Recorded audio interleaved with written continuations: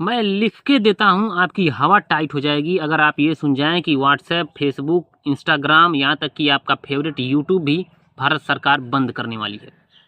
खैर आपका तो सिर्फ हवा टाइट होगा भाई साहब, लेकिन उन लोगों का पैंट नीला, पीला, गीला और हरा पता नहीं क्या-क्या हो जाएगा जो लोग यूट्यूब पर वीडियो क्रिएशन का काम करते हैं, जो लोग यूट्यूबर हैं। लेकिन सवाल यहाँ पर सिर्फ ये उठेगा कि क्या आप सरकार के इस फैसले के अगेंस्ट जाएँगे, सरकार के इस फैसले का विरोध करेंगे या नहीं करेंगे? बहरहाल आप ये सब करेंगे या नहीं करेंगे तो तब डिसाइड होगा जब ऐसा कुछ होगा भारत में। लेकिन नेपाल में ऐसा हुआ है और वहाँ की पब्लिक ने ज़बरदस्त हंगामा मचाया है। नेपाल की सरकार ने दोस्तों अपने देश में पूरे 26 सोशल मीडिया प्लेटफॉर्म्स ऐप्स को बंद कर दिया था।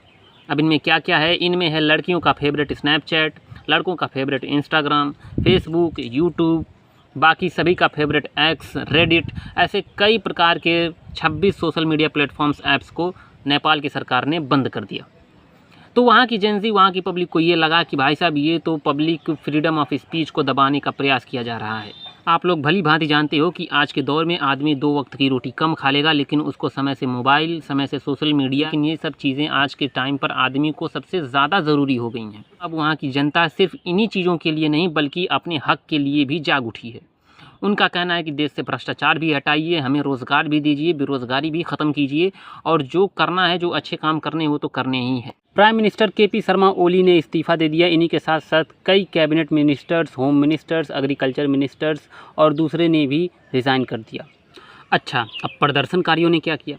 तो प्रदर्शनकारियों ने भाई साहब वहाँ की पार्लियामेंट बिल्डिंग यानी कि संसद भवन, नेपाल के संसद भवन पार्लियामेंट बिल्डिंग को, वहाँ के नेताओं की बिल्डिंग्स को, नेताओं के घरों को, रेजिडेंस को आग के माध्यम से क्षति पहुँचाई है।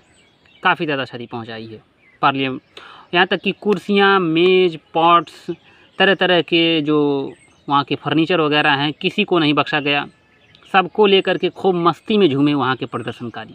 9 सितंबर को नेपाल की सरकार ने इन सभी ऐप से बैन हटा दिया, यानी कि ये जितने भी ऐप बैन हुए थे वो सभी ऐप चालू हो गए। लेकिन जनता का गुस्सा अभी भी शांत नहीं है। उनका कहना है कि भाई साहब बेरोज़गारी के मुद्दे कहाँ हैं? अब बेरोज़गारी भी हटाइए, भ्रष्टाचार हटाइए, करप्शन हटाइए, हमें रोज़गार दीजिए, जनता के बारे में सोचिए, जनता के लिए कुछ अच्छी पॉलिसी बनाइए। इसका मतलब समझ रहे हो दोस्तों? इसका मतलब ये है कि जनता सिर्फ आवाज़ नहीं उठा रही है, अपने सवालों को नहीं पूछ रही है, सिर्फ इन्हीं ऐप्स की वजह से, इसी सोशल मीडिया की वजह से। इसका एग्जाम्पल आप सीधा नेपाल में देख लिए। जैसे ये सोशल मीडिया ऐप बंद हुआ वैसे ही सारे मुद्दे उठ गए, पूरा हंगामा मच गया और अभी भी जो प्रोटेस्ट है वो जारी है। तो मतलब कहीं ना कहीं आदमी के माइंड को डाइवर्ट किया हुआ है, जनता की दिमाग को डाइवर्ट किया हुआ है। यही सारी चीज़ें हैं, है कि नहीं? अच्छा, एक बात और है कि नेपाल में हर 3-4 साल में, 2 ही साल में, 3 साल में सरकार भी बदल जाती है। वहाँ की जो लोकतंत्र है वो अस्थायी रूप से अभी स्टेबिलिटी के रूप में नहीं है।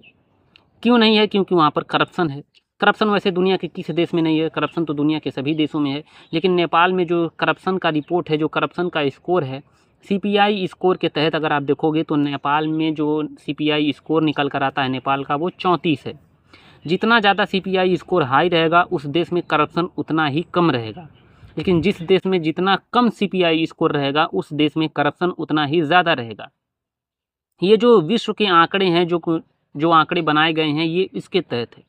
अच्छा, भारत का सीपीआई स्कोर कितना है? तो भाई साहब भारत का जो सीपीआई स्कोर है वो 38 है। तो नेपाल का कितना है? 34 है। तो इस सीपीआई स्कोर के तहत अगर देखा जाए तो नेपाल में जो करप्शन है वो भारत से ज़्यादा है। वहाँ की जो पब्लिक है उनका कहना है कि जो कंपनीज़ हैं, जो वहाँ का काम है, जो वहाँ का रोज़गार है, जो भी वहाँ के टेंडर्स वगैरह पास होते हैं, ये सब बड़े-बड़े सेलिब्रिटीज़, वहाँ के अधिकारी, वहाँ के नेता लोगों के बच्चे ही ले लेते हैं। आम जनता को कुछ मिलता ही नहीं है, जो कि करप्शन का सीधा-साधा एग्ज़ाम्पल है। तो अब ये सारे मुद्दे उठे हैं। तो दोस्तों भ्रष्टाचार, बेरोज़गारी, राजनीतिक पक्षपात, इन्हीं सब चीज़ों की वजह से ये जो जेन जी प्रोटेस्ट है ये बहुत ही ज़्यादा भड़का हुआ है। बेशक दोस्तों इस प्रोटेस्ट की चिंगारी जो थी वो सोशल मीडिया प्लेटफॉर्म्स के बंद होने की वजह से भड़की, लेकिन अब ये अलग रूप ले लिया है। आप लोगों का इसमें क्या ख्याल है, क्या ही राय है, आप लोग ज़रूर कमेंट में बताइएगा। और क्या ये जनता, ये नेपाल की पब्लिक अच्छा कर रही है या बुरा कर रही है, अपनी राय भी ज़रूर कमेंट सेक्शन में बताइएगा। सोचने वाली बात है, देखते रहिए। मैं आप लोगों से हमेशा ज्ञानवर्धक वीडियो में मिलता रहूँगा। तब तक के लिए धन्यवाद।